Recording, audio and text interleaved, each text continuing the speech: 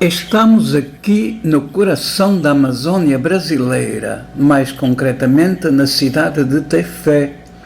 tão bem conhecida por Princesa dos Solimões, mesmo se não é nas margens do rio Solimões que ela se situa, mas sim junto do rio do qual herdou o nome indígena Tupi ou Tapi, que quer dizer rio profundo, e que com o tempo virou Tefé. Aliás, esse rio aqui junto à cidade alarga formando um lago, ou seja, estamos ao lado do Lago Tefé,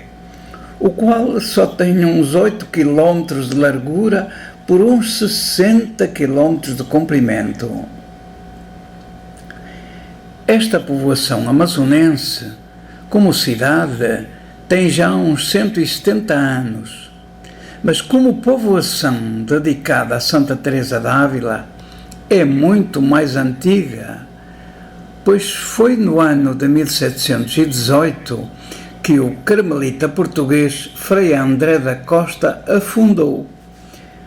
trazendo para cá os índios que estavam numa outra aldeia um pouco mais acima da embocadura do rio Japorá.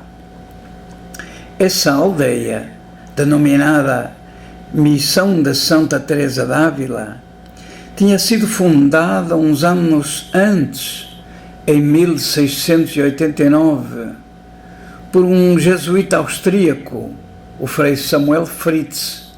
que viajava e era acompanhado pela tropa espanhola, já que nesse tempo a região estava sob o domínio do Reino de Espanha. Mas porque, entretanto, os portugueses vieram pelos Solimões acima e reclamaram a posse desta região, expulsando os espanhóis, e a chamada Missão de Santa Teresa estava num lugar perigoso, onde havia também invasões e brigas entre grupos indígenas rivais, então o Frei André da Costa trouxe de lá os residentes nessa missão em 1712,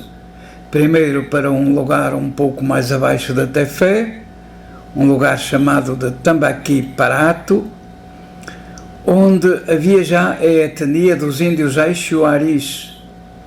E depois, em 1718, então, vendo que este lugar, junto ao Lago Tefé, onde já moravam índios tupebas, era mais tranquilo e pacífico, implantou aqui definitivamente a aldeia de Santa Teresa de Tefé. Ou seja, Tefé já tem uns 307 anos neste lugar. Esta aldeia de Santa Teresa, no seu início, era habitada apenas por indígenas, mas depois vai ter, a pouco e pouco, os brancos portugueses, nomeadamente soldados e os seus comandantes, mas também autoridades administrativas e comerciantes. Infelizmente, um pouco como por todo o lado no Brasil de então, vai também haver uma triste história relacionada com a escravatura, mas isso é uma outra história para abordar noutras circunstâncias. O ano de 1759 vai ser uma marca importante para a história de Tefé, uma vez que a aldeia de Santa Teresa vai ser elevada à categoria de vila, mas, por decreto real, vai ter de adotar o nome de Ega em vez de Tefé, já que, nesse tempo colonial, muitas outras vilas e cidades no Brasil, pelo mesmo decreto da coroa portuguesa, foram obrigadas a adotar nomes de cidades e povoações portuguesas,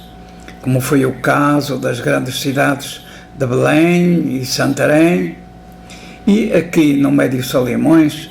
também os nomes ainda vigentes de Alvarães e Fonte Boa. O interessante é notar que o nome de Ega é o de uma freguesia do concelho de Condeixa Nova, no centro de Portugal, cuja população atualmente não chega a 3.000 habitantes enquanto Tefé tem mais de 60 mil habitantes. Ou seja, como costumo dizer, a filhada cresceu bem mais do que a madrinha. Só mais tarde, em 1855, Ega vai recuperar o primitivo nome de Tefé, sendo então elevada à categoria de cidade. De referir, aliás, que Tefé foi, depois de Manaus, a segunda povoação amazonense com essa categoria de cidade. Mas, voltando atrás na história, o ano de 1759, em que a aldeia recebeu a categoria de vila, foi também o início de uma história muito importante para Tefé, ou seja, para a então Vila de Ega, já que se tornou a sede de um município que tinha mais de 500 mil de quilómetros quadrados e incluía outras cidades e vilas do Amazonas que somente muitos anos mais tarde se emanciparão, tornando-se igualmente sede de municípios.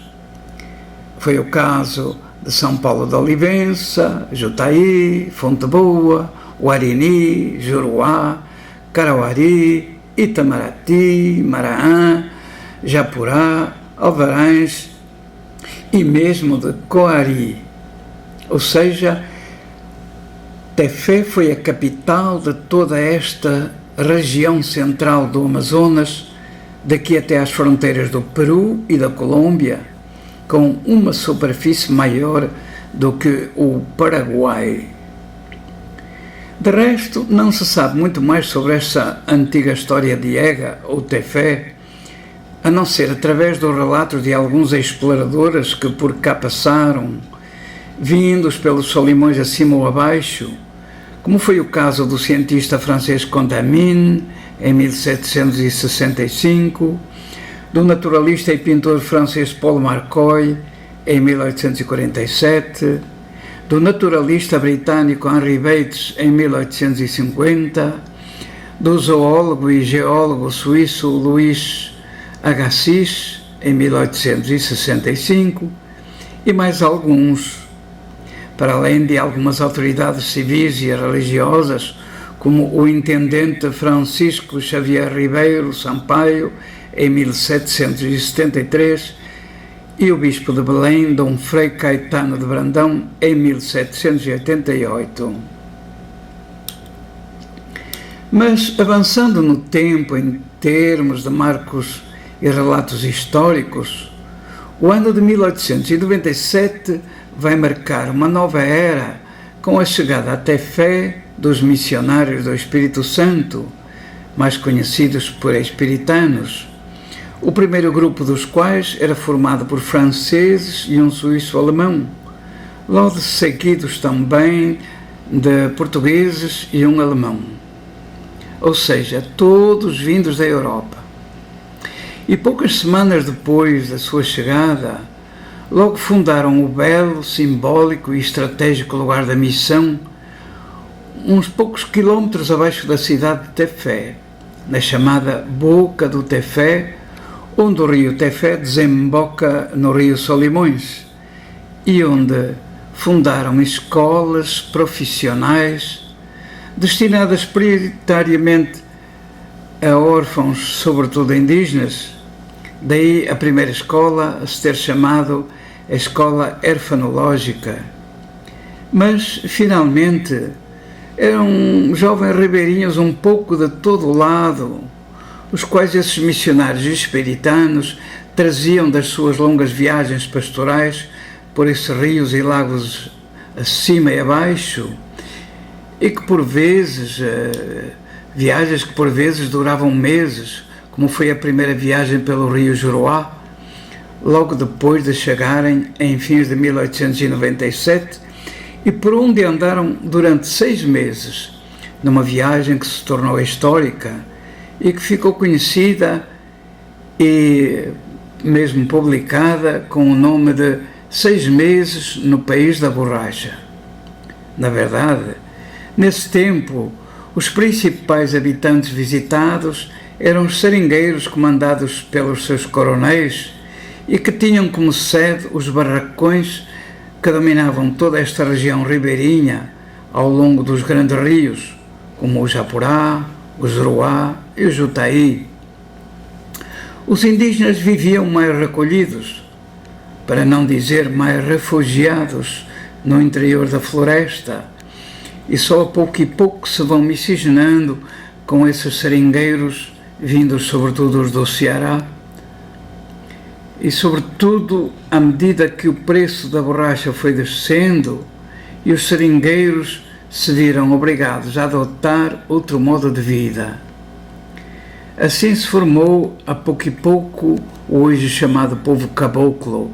e os relatos dos missionários de há 100 anos atrás até ajudam a entender um pouco a origem e as características desta cultura cabocla.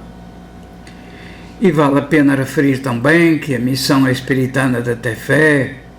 um lugar estratégico e belo, com as suas antigas construções e as suas cuidadas jardinagens, se tornou um lugar de referência turística e, sobretudo, um lugar de referência do desenvolvimento, não só religioso, mas também cultural e mesmo econômico desta região central do Amazonas,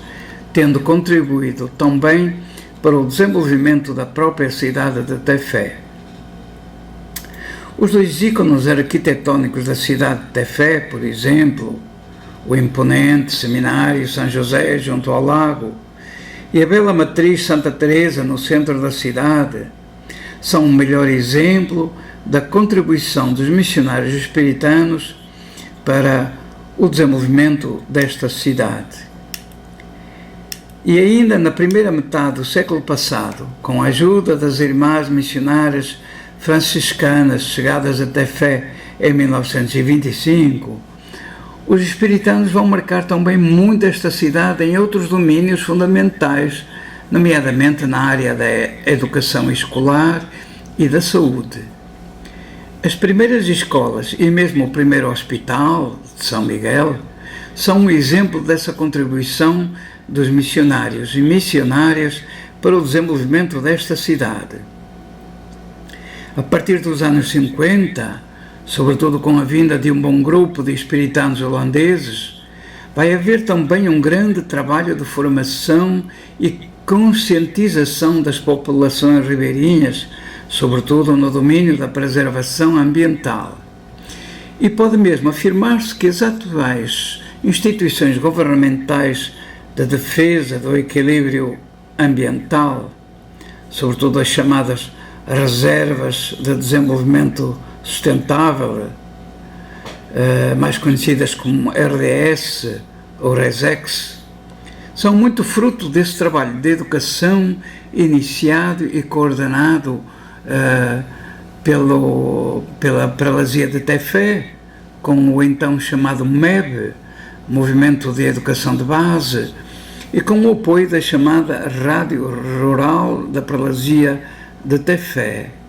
que chegou a ter mais de 200 escolas radiofónicas espalhadas por esse interior ribeirinho. Muito mais haveria a contar sobre a história desta princesa dos Solimões e dos seus vassalos ribeirinhos, mas fica para uma outra ocasião, fazendo votos de que a padroeira Santa Teresa ajuda a princesa a cuidar melhor dos seus vassalos citadinos e ribeirinhos.